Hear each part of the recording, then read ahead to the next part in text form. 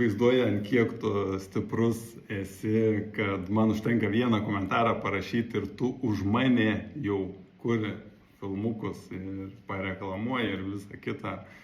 Tai ok, esi kaip tas mažas šuniukas, kur garsiai loja, kol prie jų neprieini, o priejus jie tik tai uodegą pabrunka ir cypti pradeda. Tikrai nesi toks mandras gyvai susitikus kaip dabar. Kas liečia pačią knygą, tai savaime aišku, vėl paistalai tavo, paaiškinsiu dabar kodėl.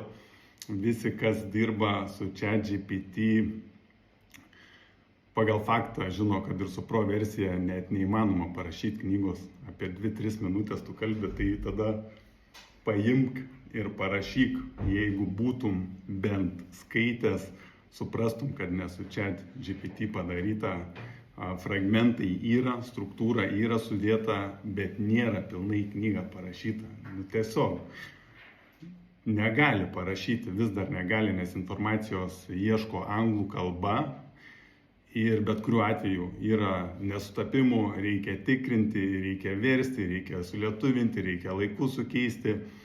Ir aš knygos gale aiškiai esu parašęs šaltinius su nuorodom ir ChatGPT irgi yra ten parašytas, tai čia nėra jokia paslaptis. Tai va, jeigu taip galvoji, kad lengva paimti ir padaryti, tai tiesiog paimk ir padaryk. Tu gali toliau luoti kaip mažas šuniukas, arba gali konstruktyviai man pasakyti, ko tu nori ir kokios pretenzijos tavo yra, arba galim susiskambinti, jokių problemų. Arba tiesiog, sakau, loji toliau kaip mažas šuo, laikas eina ir parodys. Realiai sakai, kad knyga nesąmonė, o pats tą patį sakai apie DCA strategiją, realiai tą patį, kas ten knygui parašyta. Nu tai atsiprašau, žmogau.